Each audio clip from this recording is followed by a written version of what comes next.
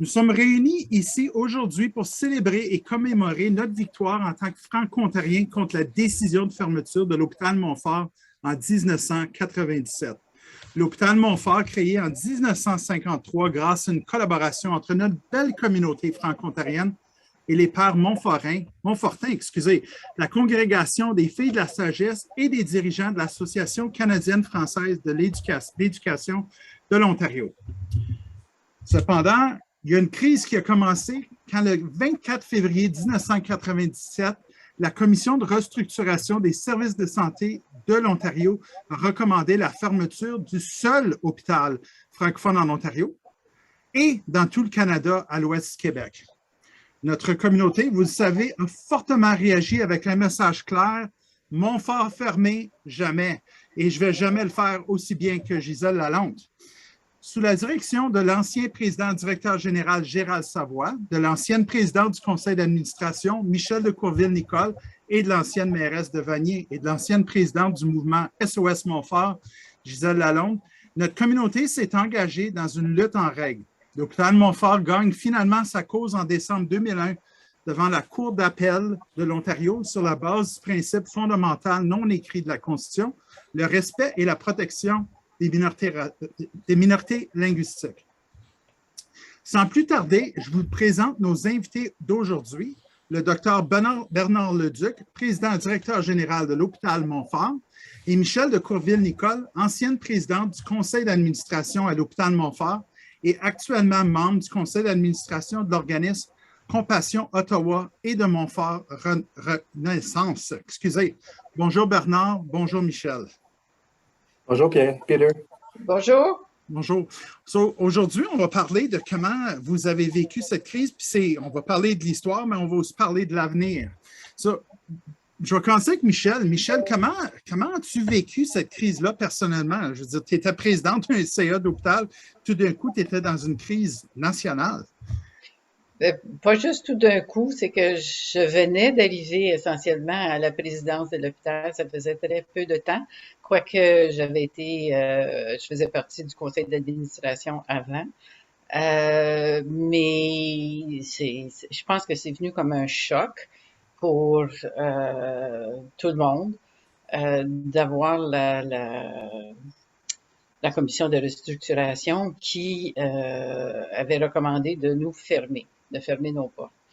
Et lorsque c'est arrivé, ça s'est répandu comme un feu, si vous voulez. Les gens ont très vite commencé à arriver à l'hôpital pour avoir plus de nouvelles, pour savoir ce qui se passait, pour voir comment on allait réagir et tout ça. Donc, au tout début, on était évidemment un peu dans l'inconnu, en autre mot, qu'est-ce qu'on allait faire.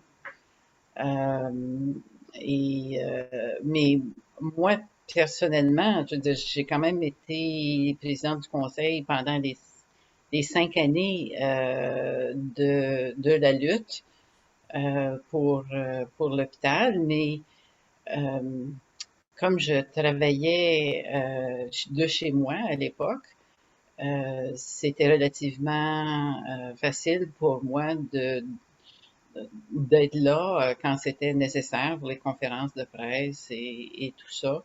Et je pense que ça a été beaucoup plus facile de bien des façons pour moi comparativement à Gisèle qui était beaucoup plus sur la sellette et qui était très sollicitée par les médias et tout ça. Ce qui était, je pense, une bonne division des responsabilités parce que ma responsabilité, c'était de présider le conseil et de faire tout ce qui était possible pour qu'on prenne les bonnes décisions et pour aussi s'assurer qu'on gardait le calme et l'optimisme, si vous voulez, par rapport à ce qui pouvait se produire. Mais la lutte a été longue avec des hauts et des bas.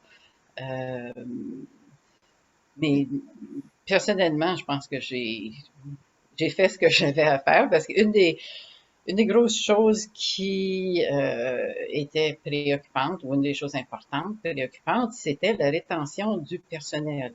Et par ça, je veux dire les médecins, comme les infirmières, comme les techniciens, tous ceux qui travaillaient à l'hôpital. Parce qu'il y avait une pénurie, même à cette époque-là, il y avait une pénurie de professionnels de la santé et ils étaient très en demande, donc ils auraient pu très facilement migrer vers d'autres établissements hospitaliers. Euh, je pense qu'un des grands objectifs de Gérald Savoie, qui était le PDG à l'époque, c'était de s'assurer de garder les gens qui travaillaient déjà à l'hôpital je pense que ça, il a très bien réussi de ce point de vue-là quand même. C'est C'était certainement pas ce que... facile. Non, c'était pas facile. C'est certainement ce que l'histoire nous a démontré au cours des dernières années. On va revenir sur ces questions-là dans quelques minutes. Je vais vous poser la même question au docteur Leduc. Bernard, tu n'étais pas nécessairement PDG de Montfort à l'époque. Qu'est-ce que tu faisais à ce moment-là? Comment as-tu vécu cette crise-là? Ben, sais-tu, Peter, moi, je veux dire, je suis arrivé à l'hôpital Montfort en janvier 99. Donc, j'avais une pratique au Québec avant, puis je suis arrivé à Montfort en 99. Donc, le côté plus de la crise elle-même, je l'ai vécu de façon périphérique. Mais quand je me suis joint à l'équipe, je savais à l'époque, évidemment, qu'il y avait une crise, qu'il y avait une menace de fermeture. La décision avait été prise de transférer ma pratique, parce que je suis un médecin de famille, de transférer ma pratique en Ontario. Puis le seul choix pour moi, où il y a de la place pour les médecins de famille, c'était vraiment l'hôpital Montfort. Puis je savais j'espérais évidemment que l'hôpital reste ouvert, mais je savais qu'il y avait un risque quand je me joignais à l'hôpital. Puis à ce moment-là, si on se remet juste dans le calendrier des événements, la décision avait été prise, je pense, d'aller en cours par le mouvement d'SOS Montfort sous les deux requérantes Michel de Coré-Nicole et Gisèle Lalonde. Mais l'audience est arrivée juste pendant l'été, au mois d'août, avec une décision au mois de novembre, qui était la première décision. Fait que c'est comme ça, moi, que j'ai vécu, comme ça que je suis arrivé à Montfort. Merci, Bernard. Michel, je vais revenir un peu. Il y a beaucoup de gens qui ont travaillé sur cette campagne-là. Tu nous parles de gens qui sont venus à l'hôpital pour chercher des nouvelles. C'était 1997, il n'y avait pas de médias sociaux encore. On parlait aux gens de façon très différente, on communiquait de façon très différente avec les gens. Avez-vous été surpris de cet attachement de la communauté? Je veux dire, je le comprends, mais de voir des gens arriver pour prendre des nouvelles, puis voir ce mouvement dégager du bas vers le haut pour sauver l'hôpital. Mm-hmm. Non, je ne peux pas dire que j'étais surprise parce que les gens, les francophones de la communauté de Vanier et plus largement encore de la région, je pense qu'ils avaient beaucoup de loyauté pour l'hôpital. Et non, ça m'a pas surpris de ce point de vue-là. Et je dois dire que l'aide est venue de partout pour organiser, par exemple, le grand ralliement qui a eu lieu quand même très peu de temps après cette annonce, en dedans d'à peu près un mois. Je pense maintenant que si on avait eu les médias sociaux, wow, je pense qu'on aurait, moi je pourrais dire, amené encore plus de gens. Mais avec les moyens qu'on avait à l'époque, ça a été, je pense, assez extraordinaire d'avoir réussi à faire ce qu'on a fait, c'est-à-dire être dans les médias essentiellement chaque jour. C'était d'ailleurs devenu un de nos grands objectifs dès le début, là. Parce que Michel Gratton, qui est un gars de médias et de politique, était là souvent en arrière-plan, mais c'est qu'il a beaucoup, beaucoup contribué. Disons que ça l'a aidé ça nous a beaucoup aidé, même si on n'avait pas les médias sociaux. Quand on regarde, pour ceux qui ne connaissent pas toutes les histoires de Montfort, il y a des livres qui ont été écrits sur le sujet. Ça vaut la peine d'aller les voir. Il y a des leçons à apprendre sur comment faire des crises de communication et vraiment comment gérer une crise communautaire. Les gens s'en inspirent encore aujourd'hui. Bernard, de l'extérieur, quand tu regardes ça, c'est quoi ton vœu pour l'hôpital, en sachant qu'il y avait toute cette énergie qui était canalisée pour sauver l'hôpital Montfort? Toi, je sais que tu as des désirs de voir ça devenir quelque chose de plus. Parle-nous-en un petit peu. Ben, je veux dire, moi, comme je dis, je suis arrivé comme médecin de première, qui faisait de l'hospitalisation à ce moment-là, en 2004. Dans l'historique, on a célébré le moment crucial pour nous, c'était le 1er février 2002, quand Tony Clements, le ministre de la Santé, est venu à Montfort pour nous dire, puis là, j'étais là. Cette fois-là, j'étais là pour se rassembler au niveau de l'entrée de l'hôpital telle qu'elle était à ce moment-là pour se faire dire, c'est correct, on ne va pas à la Cour suprême du Canada maintenant, puis il est le temps de regarder quelle va être la place de Montfort dans le système de santé. Il faut quand même penser qu'il y avait eu beaucoup de transformations entre 1997 et 2002, puis Montfort avait été sur la ligne de côté, que ce soit au point de vue ajustement budgétaire, il n'y avait pas d'investissement de la province qui était fait dans l'hôpital pendant ce moment-là. Puis si on regarde encore là la ligne de temps entre le moment où cette annonce a été faite, puis qu'on avait le début de la construction pour l'hôpital. Il y a eu des travaux préliminaires en 2004, mais en 2006, on faisait l'appel des terres pour la construction d'une superficie qui doublait la superficie de l'hôpital. Alors, c'est évident qu'il y avait beaucoup d'activités. On ne s'est pas traîné les pieds pendant ce temps-là. Puis, c'était important là, de bien planifier pour le futur, puis d'assurer d'impliquer le plus de monde possible pour définir un petit peu quelle serait la place de Montfort dans le futur. Puis, évidemment, nous, on veut encore continuer à grandir. On peut en parler, mais on a fait des choses depuis la fin de la construction. Fantastique. Michel, toi, tu es parti à un moment donné comme président du conseil d'administration. Tu avais fait ton travail de s'assurer que l'hôpital serait toujours là à l'avenir. Quand tu regardes l'évolution de l'hôpital depuis, tu es heureuse. Comment est-ce que tu vois tout ça plusieurs années plus tard? Bien, je trouve que c'est absolument extraordinaire, l'évolution de l'hôpital depuis ce temps-là. Parce que, comme l'expliquait Bernard, on a doublé notre superficie. J'ai l'impression, Bernard, qu'on a à peu près doublé le nombre d'employés. On a eu des nouveaux programmes, plein d'innovations, si vous voulez. On a attiré le ministère de la Défense à s'établir dans une aile qui a été construite spécialement pour eux. On a fait des partenariats.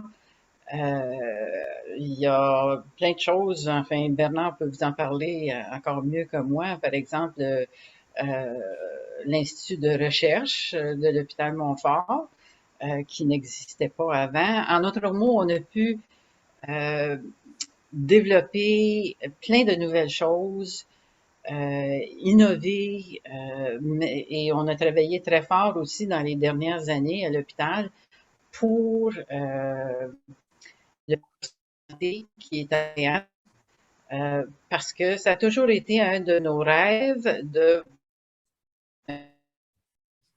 l'Est. À un moment donné que ça pourrait pas se faire ou se concrétiser.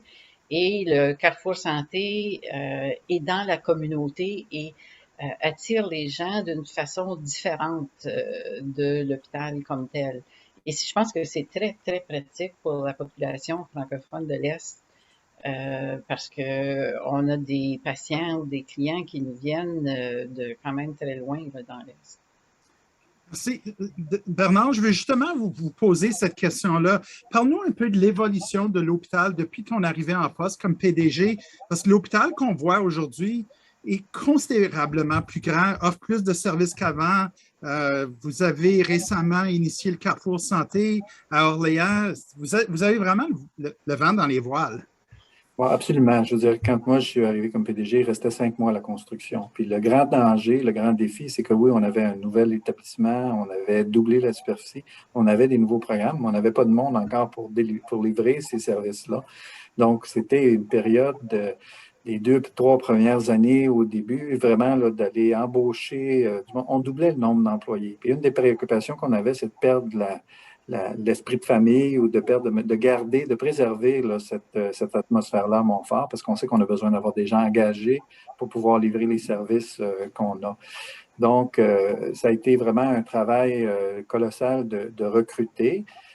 L'autre enjeu est toujours que nous, on recrute du personnel bilingue. Donc, on n'a pas nécessairement le même bassin de personnel ou de gens formés, entraînés sur lequel on peut compter. Puis c'est là. Puis j'entendais Michel parler, puis Gérald le dit souvent aussi, sa préoccupation à l'annonce de la fermeture de l'hôpital, c'était de garder le monde pour avoir un hôpital à sauver. Parce que si tout le monde part demain matin, tu sais, je veux dire, c'est ça. La difficulté de ne pas donner les services. Puis je dirais qu'aujourd'hui, pour des raisons autres et différentes avec COVID, on vit encore ce processus-là où on se doit de garder nos employés qui ont fait un travail de moine puis un travail extraordinaire pendant les 2 dernières années. Vous n'avez pas idée là, de ce que ça demande là, à ces personnes-là de se présenter tous les jours, puis d'en faire plus, puis de se demander d'en faire plus dans des conditions qui sont pas faciles. Mais on a encore énormément d'aspirations sur beaucoup de projets. On a des belles visions sur effectivement que l'hôpital du futur doit être plus près de sa communauté pour donner des soins. Les gens ne veulent pas venir à l'hôpital, donc tout ce qu'on peut faire pour aider là-dedans. Puis la vision du Carrefour, c'en est une où encore là, on veut donner des services plus près de la communauté. Le fait qu'on a été les leads pour développer une équipe de santé Ontario dans notre communauté aussi, tu sais, c'est encore pour qu'on se travaille en partenariat pour donner des soins plus près des patients. C'est pour les gens qui viennent de joindre à nous, aujourd'hui, on est dans l'émission Sous les projecteurs en direct. Mes invités ce soir, le docteur Bernard Leduc, président directeur général de l'Hôpital de Montfort, et Michel de Courville-Nicole, qui était président du conseil d'administration de l'Hôpital de Montfort pendant la crise. Si vous avez des questions, s'il vous plaît, mettez-le dans le clavardage sur Facebook ou dans le clavardage de Zoom. Il y a déjà des questions qui rentrent. Moi, j'en ai quelques-unes encore pour le docteur Leduc puis Michel de Courville-Nicole avant de passer à vos questions. Bernard, peut-être, est-ce que tu peux me parler des défis linguistiques que vous faites face? Tu as parlé des difficultés de recruter, de rétention de monde, d'avoir un bassin moins large, mais est-ce que c'est réellement un problème pour l'hôpital de Montfort? Définitivement que c'est un problème. Il ne faut pas se le cacher, là. Ça serait faire l'autruche là-dessus. Puis, on travaille très bien avec nos partenaires au niveau des maisons postsecondaires, le collège, puis l'université, pour adresser. Je vais juste donner un exemple. Okay? Il y a une pénurie de techniciens en résonance magnétique parce que c'est une modalité qui a pris de l'essor, qui est plus disponible. D'emblée, il y a une pénurie. Il n'y a aucun programme de formation en français de techniciens en résonance magnétique en Ontario. Donc, c'est certain que pour ces modalités-là, puis ça, c'est un exemple, mais il y en a d'autres, où on doit travailler avec les maisons, avec le gouvernement, avec les maisons de formation pour justement développer cette capacité-là. Le rôle que Montfort joue aussi avec, encore là, ses partenaires pour préparer et former la relève de demain, qui va être capable de donner des services en français, est excessivement important et crucial et de plus en plus important. Tu sais, quand Montfort a été menacé de fermer, la menace était évidente, abrupte, visible, de la même façon que quand on a aboli le commissaire aux services en français puis que le financement de l'université. Fait que la communauté se mobilise rapidement. Je pense que la communauté, nous, on a une responsabilité de bien servir la communauté qui nous a soutenus, défendus, mais la communauté doit se tenir au courant aussi de ce qui se passe au niveau de la santé parce que très souvent, il y a des transformations dans le système qui peuvent avoir des répercussions insidieuses. Et tranquillement, on fait une érosion, même si on dit on va prendre la considération au niveau des systèmes en français. Le danger, c'est qu'on ait une érosion. Les Anglais appellent ça « death by a thousand cuts ». OK? Alors, quand on transforme, puis on perd un peu la possibilité des services, c'est sûr que Montfort, on reste à l'affût de ça avec notre partenaire, le Réseau des services de santé en français. de l'Est de l'Ontario, mais je veux dire, je pense que les gens doivent faire une demande active de services en français, puis de rester vigilants sur ce qui se passe pour assurer qu'on ait des services. La bataille n'est jamais vraiment gagnée. C'est ce que vous êtes en train de nous dire, qu'il faut toujours rester vigilant. L'hôpital Montfort reste quand même un modèle intéressant. Moi, je suis originaire du sud de l'Ontario. Il n'y en avait pas beaucoup de services en santé à part de certains médecins de famille. Quand on regarde le système de santé à travers la province, pensez-vous qu'il est équitable pour les francophones aujourd'hui? Puis je vais commencer avec Bernard. Si Michel, tu veux rajouter par la suite, tu seras bienvenu. Je te dirais que non. Il y a des francophones qui sont dans des régions non désignées, qui n'ont pas encore même une espèce de protection ou un mot à dire sur l'accès à leurs services. Montfort a reçu un mandat provincial. La pandémie nous a montré qu'on peut faire beaucoup de choses au niveau virtuel, mais on n'a pas encore reçu, à mon avis, tous les moyens pour remplir ce mandat-là de façon appropriée qui nous permettrait, en particulier, là, les tournées qu'on a fait avec les régions, les besoins les plus criants sont en santé mentale, puis on sait qu'après les 2 années de pandémie, qu'on va avoir notre pandémie de santé mentale. On peut jouer un rôle là-dedans, d'appui puis de support, puis on a fait la démonstration que le côté virtuel peut-être pas toujours idéal, mais fonctionne relativement bien. Donc, oui, on est prêt à jouer un plus grand rôle, mais il faut à ce moment-là qu'on nous donne les moyens pour qu'on puisse le jouer, ce rôle-là. Puis, on pourrait avoir un élément d'améliorer l'accès équitable aux soins à tous les francophones en Ontario, en attendant l'idéal, qui est peut-être utopique, d'avoir des intervenants qui sont capables de parler en français partout, pour tous les services, mais on sait qu'on n'est pas là, puis on sait qu'on n'y arrivera pas demain matin. Michel, voulais-tu commenter sur cette question-là? Je sais que tu es originaire du nord de l'Ontario. Tu dois voir les différences entre les deux régions. De bien des façons, oui, mais ça fait longtemps que je suis partie du nord de l'Ontario et je n'ai pas l'occasion vraiment d'y retourner. Ce que dit Bernard par rapport à la question de la santé mentale et de l'utilisation des nouveaux outils que nous avons maintenant, d'un point de vue virtuel pour rejoindre les gens, moi, je trouve qu'on doit vraiment pousser pour essayer d'avoir le financement nécessaire pour pouvoir faire ça d'une façon bien organisée et qui va rejoindre le plus de francophones possible parce que la pandémie a vraiment compliqué ou augmenté le besoin et augmenté le nombre de personnes qui ont besoin d'aide. Puis pour moi, je trouve ça très important. Merci, Michel. On est déjà rendu au moment de commencer à regarder les questions du public. On a aussi eu des commentaires. Je commence avec le commentaire. Ça dit un commentaire qui vient de Notre Place, la plateforme de diffusion de l'AFO, d'Auguste Blondel, qui dit « Un hôpital, c'est un sanctuaire. Les francophones ont gain de cause. Ils ont résisté à cet affront. Ça a été une victoire. Nous combattons pour l'intégration des immigrants francophones, médecins, infirmières, au sein de cette structure pour monter une armée forte pour d'autres victoires. » Puis là, on a aussi des questions. Puis je pense que la première, on va vous l'adresser, Bernard, c'est quels apprentissages attirez-vous de la crise de COVID? Puis c'est quoi les défis post-COVID pour l'hôpital? Peut-être tu peux nous parler un peu de comment vous avez vécu ça. Ça doit avoir été 2 ans très difficiles.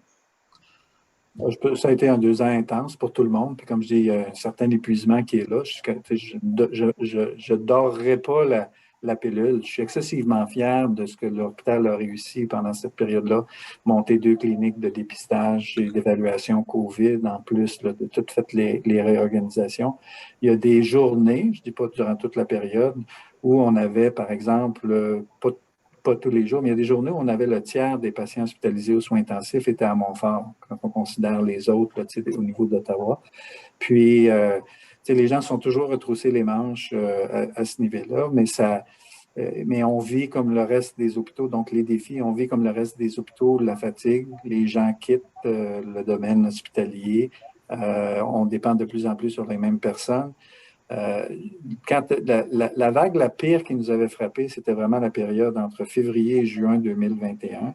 Pendant ces 27 semaines-là, on a eu 62 membres du personnel, médecins, étudiants, qui ont été infectés par la COVID.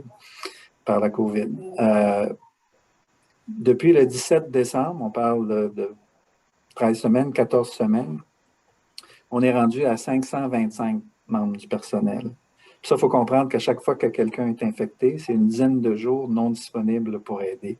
Fait que ce n'est pas les mêmes communes mesures. Donc, les apprentissages, c'est que on pense qu'on connaît la maladie. Quand il arrive une nouvelle vague, il y a des choses qui nous arrivent qu'on n'a pas anticipées. On n'a pas anticipé avec Omicron. On était prête pour les patients qui étaient pour arriver, puis on savait qu'ils n'étaient peut-être pas plus malades, mais qu'il y en aurait quand même. On était prête pour le côté de dire, OK, on va en prendre bien soin à l'hôpital.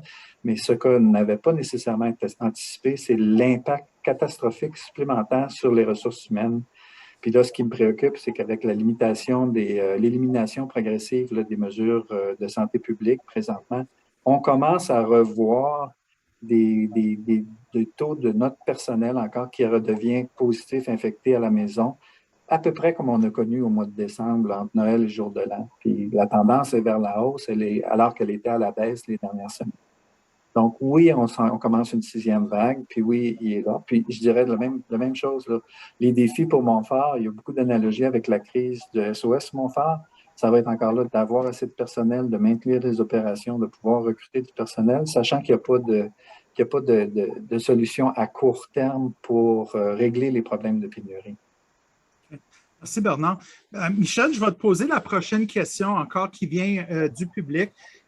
C'est peut-être quelque chose qu'on va dire qu'on ne veut même pas y penser. Mais la question est, si l'hôpital Montfort n'existait pas, comment est-ce que les francophones feraient pour avoir accès au système de santé? C'est pour ça que je dis peut-être qu'on veut juste dire c'est trop horrible pour même songer. Mais je te donne la chance. Bien, ça dépend dans quel contexte, qu'est-ce que ça veut dire si l'hôpital n'existait pas. S'il avait fermé, par exemple. Je pense que c'est ça. J'imagine que beaucoup de membres du personnel auraient migré vers l'hôpital d'Ottawa ou les autres hôpitaux, je suppose. Donc, peut-être qu'ils auraient pu offrir plus de services dans les 2 langues officielles. Mais difficile à dire, là, parce que pour donner des services en français, ça prend un milieu francophone. Ça prend une synergie, plein de choses comme ça pour bien fonctionner. Et que pour tous ceux qui travaillent à un endroit s'intègrent et se conforment aux besoins de fonctionner en français. C'est pas juste une question de parler, là, parce que vu, disons, l'assimilation qu'on peut voir dans la population francophone et le nombre de francophones qui baisse en Ontario, par exemple. Et pour moi, je vois ça comme un facteur qui va nous rendre la vie plus difficile.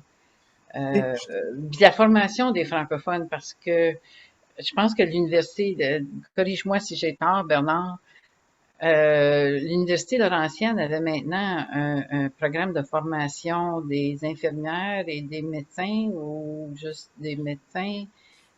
Mais je pense que ça c'est fermé ou. C'est le programme. Il y avait un programme de formation au niveau des sages-femmes dans le Nord là, qui est c'est la seule chose.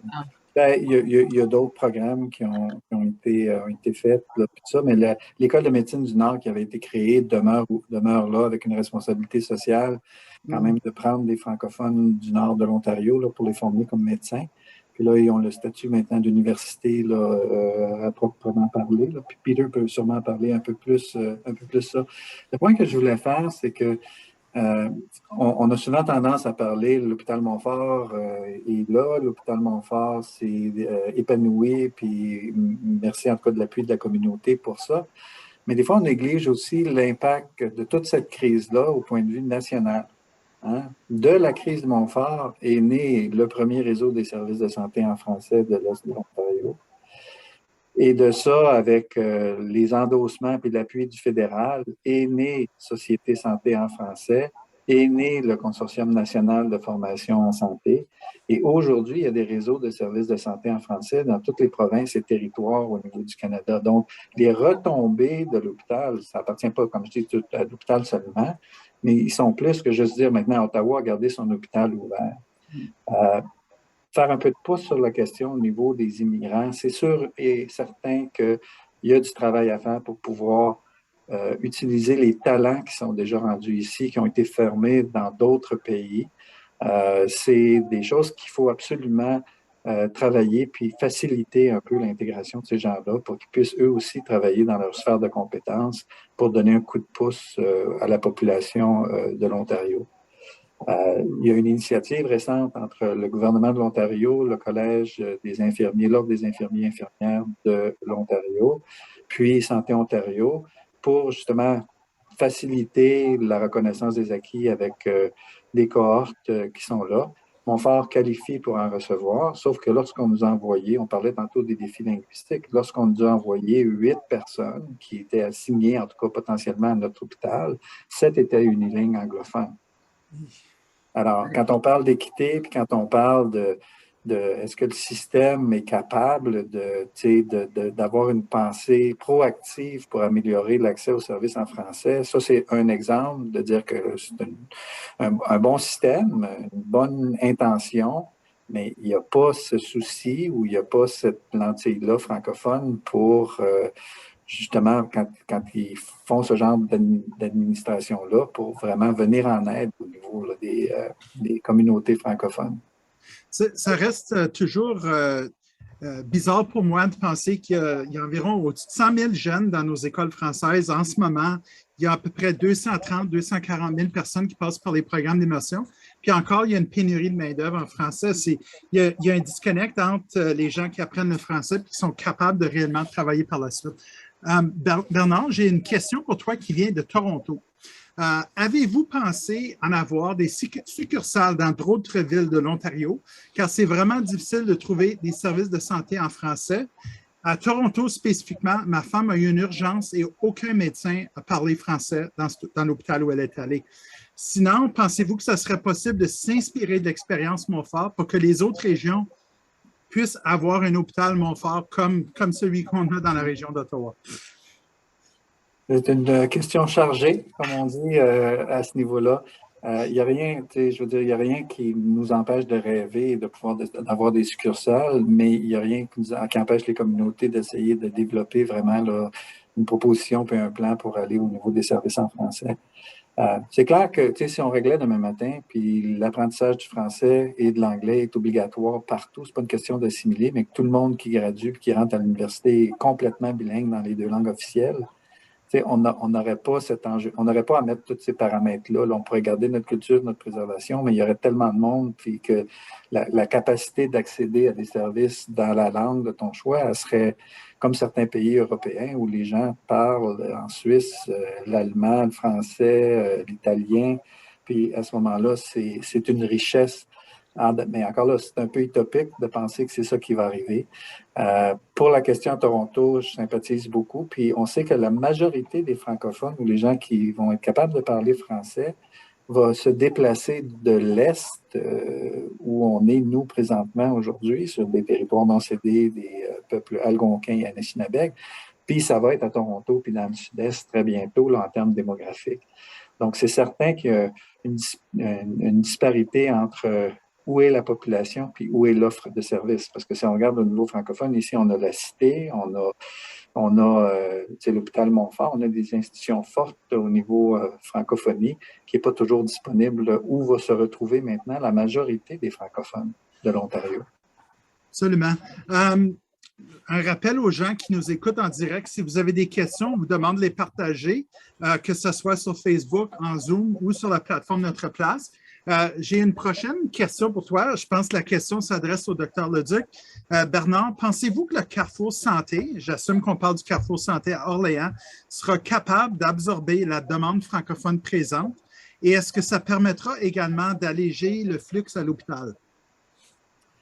Parmi les objectifs qu'on a, comme j'ai expliqué, un, c'est d'être plus près de notre communauté, assurer une présence, évidemment, du Montfort près de la communauté francophone de l'Est de la région de l'Ontario.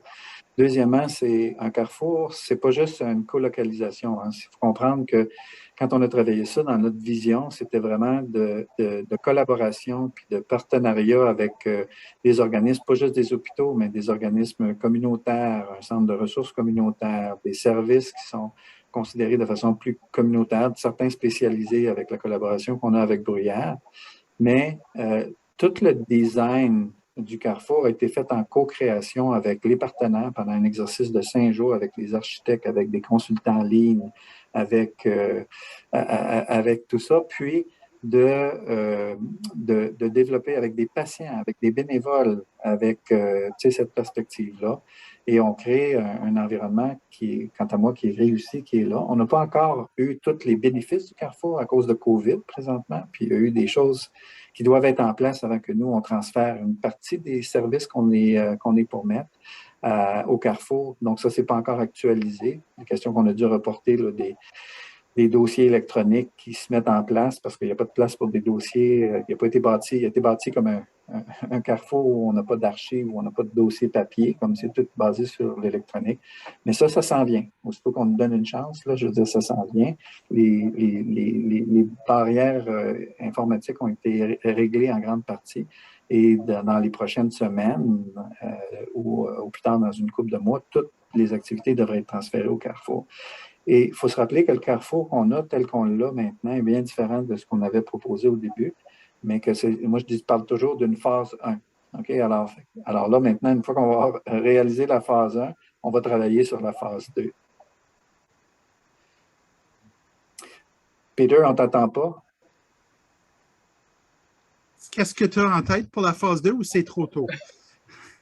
Je pense qu'il y a besoin, la communauté, dans l'argumentaire qu'on fait pour le Carrefour du Santé d'Orléans, on met beaucoup en analogie. Il y a 130 000 personnes à Orléans présentement.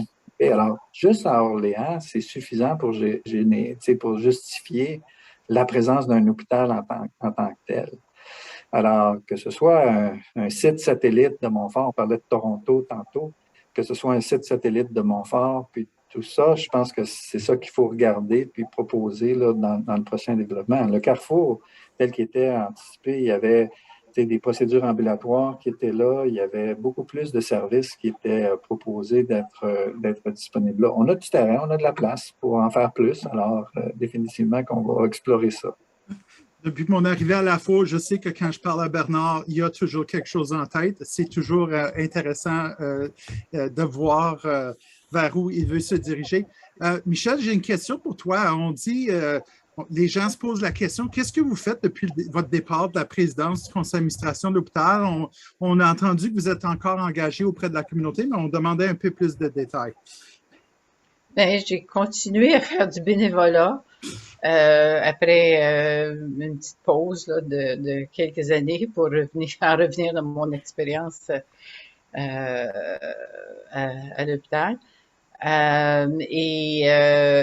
C'est Gérald Savoie qui, à ce moment-là, était encore DG, qui est venu me chercher pour me joindre au conseil d'administration d'un nouvel organisme communautaire qui est Montfort Renaissance, qui s'appelle Montfort Renaissance maintenant.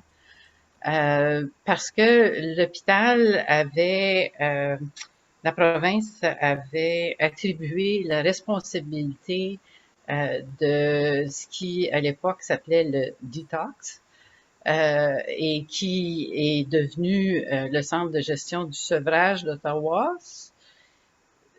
Donc, l'hôpital ne voulait pas nécessairement gérer ce programme-là parce que c'est un programme communautaire.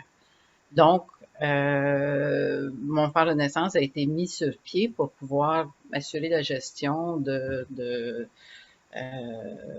centre de sevrage.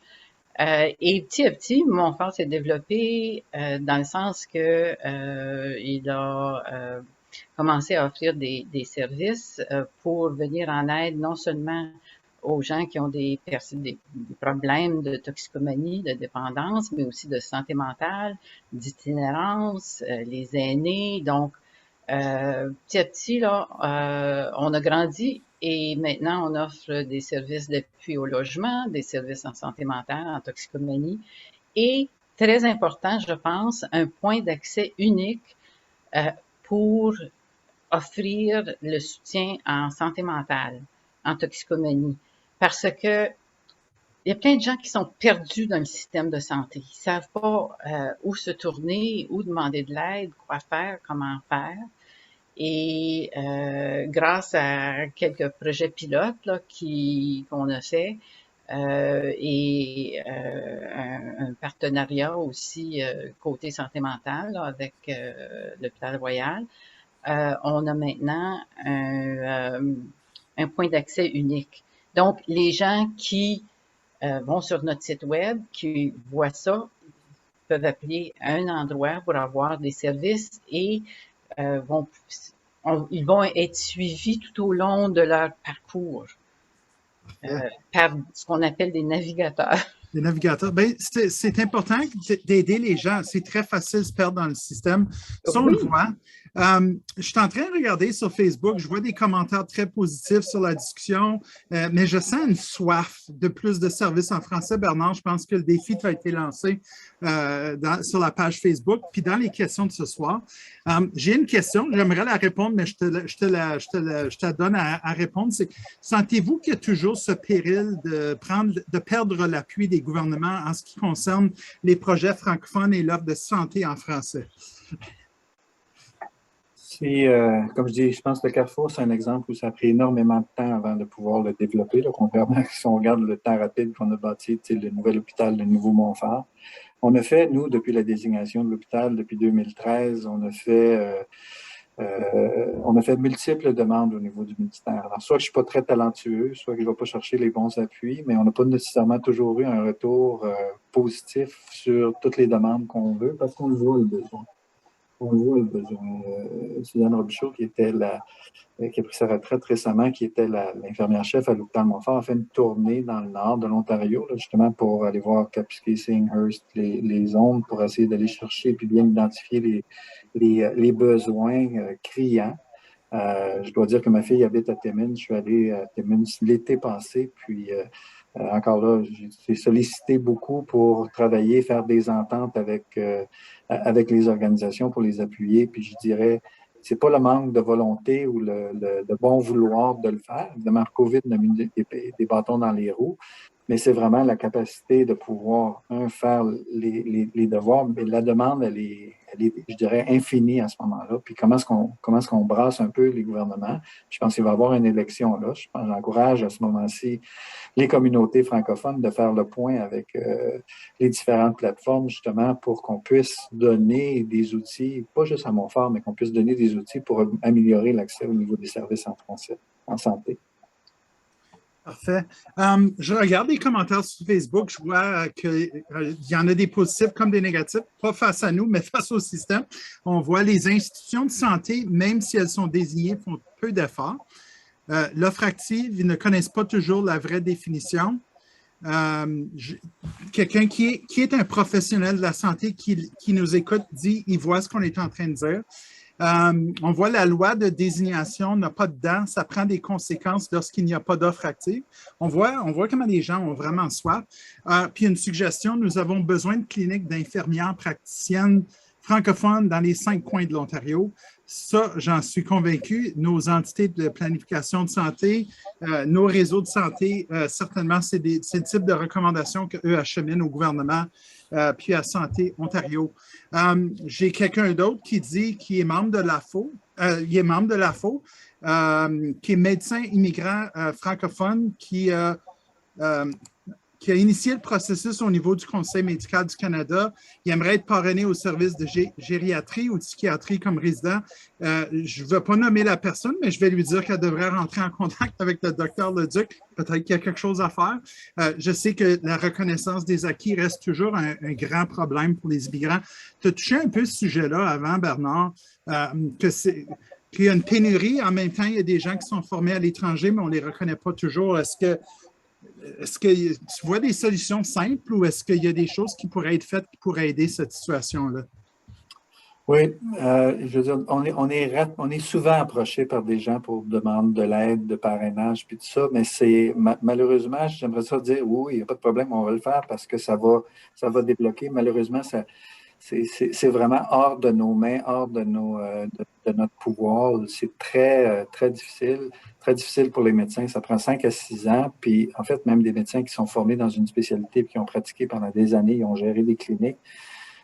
Tout ce qu'ils peuvent espérer, c'est pouvoir appliquer sur un poste de résidence. Très souvent, c'est en médecine de famille. Fait qu'on a des histoires, tu sais, des International Medical Graduates qui ont dû abandonner le fait que c'est un ophtalmologiste en Égypte, par exemple, pour appliquer parce qu'il n'y a pas de. Ils n'ouvrent pas des postes dans toutes les spécialités, puis c'est vraiment dans certains endroits, puis les gens doivent décider. C'est un choix déchirant. Ils doivent décider, je continue, je poursuis ma demande, ma démarche, ou je décide de faire autre chose. Tu sais. Puis c'est des talents que les gens tentent de recruter dans des positions soit d'assistant de recherche en recherche ou ailleurs là, pour faire ça, mais ils perdent, on perd ce talent-là.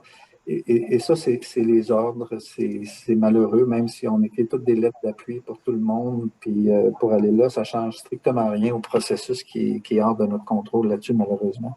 Et je pense qu'il va falloir que, de toute façon, avec la pénurie des effectifs, j'ose espérer que le travail ou le partenariat qui est fait maintenant pour les infirmières formées à l'étranger va ouvrir les yeux aux gens, puis va essayer de briser cette espèce de statu quo-là qui va permettre une meilleure reconnaissance des acquis, plus rapide en tout cas, qui fait qu'on ne perd pas ces talents-là, qui sont indispensables là, pour donner des services pour les prochaines années. Parce que la crise de ressources humaines, là, en Ontario, l'Association des infirmières et infirmiers de l'Ontario dit qu'il manque 22 000 infirmières. Fait que même si on mettait 22 000 nouveaux candidats à la profession de nursing aujourd'hui ou au mois de septembre dans la cohorte de toutes les institutions là, qui vont faire, ça va prendre 4 à 5 ans qui va arriver. Alors, je ne veux pas être pessimiste, là, mais je veux dire, faut qu'on arrête de penser comme avant, puis il faut qu'on pense à d'autres. Il va falloir maximiser l'utilisation de tous les professionnels de la santé dans leur scope de pratique, dans leur ce qu'ils peuvent réaliser pour développer des modèles de soins innovateurs si on veut survivre. Merci Bernard. Je sais que quand la FO parle aux divers partis en fonction de la prochaine élection, il semble avoir beaucoup de sensibilité autour de cette question-là et des gens cherchent des solutions. Mais ça va prendre tous les paliers du gouvernement qui travaillent ensemble pour trouver des solutions avec ça. Un autre commentaire sur Facebook, la personne trouve que notre discussion est excellente.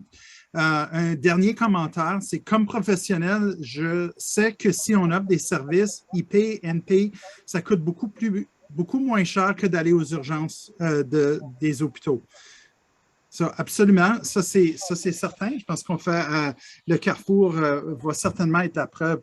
So, nous, on est arrivé à la fin de nos questions de l'auditoire, mais on arrive à la fin de l'émission aussi, mais j'ai encore une question surprise pour chacun de vous. Je vais commencer avec toi, Michel. C'est une question qu'on pose à nos invités à l'émission tout le temps, mais c'est quoi ton plus grand rêve pour la communauté franco-ontarienne? Bien, présentement, je pense que ce serait de faire des changements par rapport au contingentement c'est-à-dire le fait que à l'Université d'Ottawa, par exemple, et dans d'autres universités, le nombre de jeunes qui sont acceptés pour faire des études en médecine est très limité et c'est très difficile d'être accepté. Est-ce qu'il n'y aurait pas moyen de commencer à élargir un peu là et encourager que le gouvernement encourage les universités à agrandir leur programme pour pour recevoir plus d'étudiants qui peuvent être formés en français? Pour moi, il me semble que ça aiderait, je sais pas, Bernard, évidemment, tu connais pas mal plus que moi dans ces questions-là. Puis l'autre chose qui m'est venue à l'idée, c'est que il y a quand même beaucoup d'immigrants qui viennent ici de pays comme la France, qui parlent déjà évidemment français. Et je sais que le Québec a une entente avec la France pour accueillir les résidents en médecine ou les gens qui ont été formés. Pourquoi est-ce que l'Ontario pourrait pas faire ça? parce que il y a plein de Français qui immigrent au Canada et de gens qui parlent français qui viennent de pays périphériques à la France, là, du nord de l'Afrique, par exemple. Il me semble que ça serait, en tout cas, une chose intéressante à pousser, si on veut. Bien, certains pays du Commonwealth ont des ententes entre eux, du British Commonwealth. On fait partie de ça, où on reconnaît Oui. les diplômes de certains pays. Moi, j'aimerais voir l'OIF faire la même chose. Je trouve que ton idée est très bonne. Toi, Bernard, je te pose la même question. C'est quoi ton plus grand rêve pour la communauté franco-ontarienne? Ça n'a pas nécessairement besoin d'être en santé. Je pense que plus, je veux dire, le rêve, c'est que tout francophone peut s'épanouir, vivre, travailler, gagner sa vie en santé, puis tout ça en Ontario. Le plus grand rêve serait de commencer par éliminer un peu les zones désignées par rapport aux zones non désignées, parce qu'à mon avis, ça crée encore là, des citoyens, des francophones de deuxième classe. Hein. Les francophones, eux, il y a une obligation des organisations ou des institutions dans cette région-là de donner, même si on s'entend tous là, que c'est pas... qu'il n'y a pas d'incitatif, il n'y a pas de carotte, il n'y a pas, puis il n'y a pas de police, puis il y a rien là, qui pousse les institutions à vraiment se désigner une fois qu'ils sont identifiés. En tout cas, pas dans l'ancienne loi, il n'y avait rien. Parce qu'un francophone qui décide d'être dans une zone non désignée a autant droit à avoir ses services en français que quelqu'un d'autre. Mon souhait vraiment, c'est la volonté que tout le monde puisse être capable de dire, moi, je peux m'épanouir, je peux vivre, je peux prospérer, je peux vivre en santé en français en Ontario. Ça, c'est mon souhait. Pour répondre un petit peu à la question de Michel, le gouvernement vient d'annoncer récemment qu'ils vont faire plus de postes en médecine au niveau des universités, puis ils vont augmenter le nombre de postes de résidence. Encore là, c'est géré centralement, c'est alloué aux universités. Il n'y a rien là-dedans qui garantit qu'il va y avoir des postes spécifiques pour des étudiants en médecine en français et pour des étudiants en médecine, des résidents en médecine en français. L'Université d'Ottawa va avoir un contingent de postes, mais qui va vouloir distribuer et en anglais et en français. Donc, il n'y a pas de plan réfléchi sur la capacité et de stratégie démontrée. On parle de la stratégie là, de 4-5 % d'immigration pour garder les taux. Je veux dire, ça, c'est beau, mais je veux dire, à un moment donné, il faut qu'il y ait des choses qui sont mises en place. Il n'y a pas cet élément-là au niveau des services en français en santé pour déterminer là, c'est quoi la part, quoi le manque à gagner. Puis je pense que c'est ça, mon souhait, ce serait de voir qu'on ait vraiment des actions concrètes et pas juste dire, ah, c'est important, les services en français, c'est dans le préambule de la loi, puis la communauté doit être impliquée, puis tout ça, mais vraiment des actions concrètes qu'on puisse dire, regarde, oui, on fait du progrès. Merci Bernard. Michel, dernière pensée avant qu'on arrive à la fin. Ben, compte tenu de ce que Bernard dit, je me demande sur qui peut-on faire des pressions pour avoir du financement, justement, pour le programme, par exemple, en médecine à l'Université d'Ottawa, compte tenu que l'université, je pense, selon les dernières statistiques, est à peu près 30% francophone et 70% anglophone, et selon moi, manque à ses devoirs ou à ce qu'elle devrait être, selon la façon dont elle avait été conçue. Donc, je dirais, poussons là-dessus, là. Trouvons des gens et faisons des représentations au gouvernement pour qu'ils se réveillent et puis qu'ils rajoutent des exigences en ce qui concerne la répartition francophone et anglophone et l'argent qui va avec. Là. Absolument. Toujours l'argent qui... Il faut espérer gagner la loterie. Bernard, as-tu des dernières pensées avant qu'on arrive à la fin de notre émission? Non, encore là, je pense que quand on regarde la crise de Montfort, la communauté a été là. On espère être là pour la communauté. Tous les événements, puis on a eu des conversations, puis tous les événements reliés à Montfort, à mon avis, appartiennent à la communauté maintenant.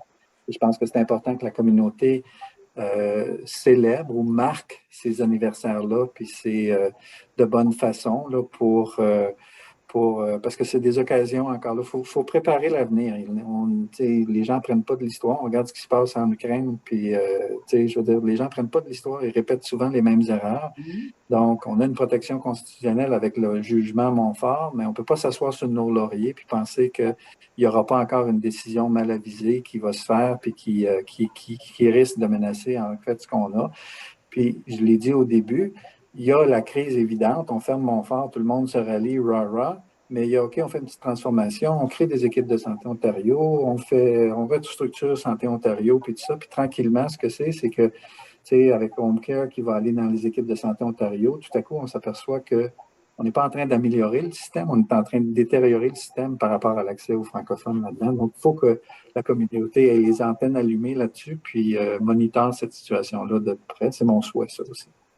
Dans toutes les régions d'Ontario. Sur ces paroles de sagesse, un très grand merci à mes invités ce soir, le Dr Bernard Leduc, le président directeur général de l'Hôpital Montfort, et Michèle de Courville-Nicole, ancienne présidente du conseil d'administration à l'Hôpital Montfort pendant la crise et actuellement membre du conseil d'administration de l'organisme Compassion Ottawa et de Montfort Renaissance. Un grand merci à l'équipe technique de l'AFO qui fait tellement un beau travail pour assurer que nos diffusions se passent bien. Merci aux gens qui nous écoutent aujourd'hui. S'il vous plaît, laissez-nous savoir ce que vous avez pensé de l'émission d'aujourd'hui. S'il y a des sujets que vous voulez qu'on touche. Moi, j'entendais beaucoup de questions sur les services en français. Peut-être que c'est un sujet pour une prochaine émission. Et sur ça, je vous dis merci. Merci d'avoir été à l'écoute. Bonne soirée et à la prochaine. Merci, Peter. Merci, Peter. Merci, Bernard.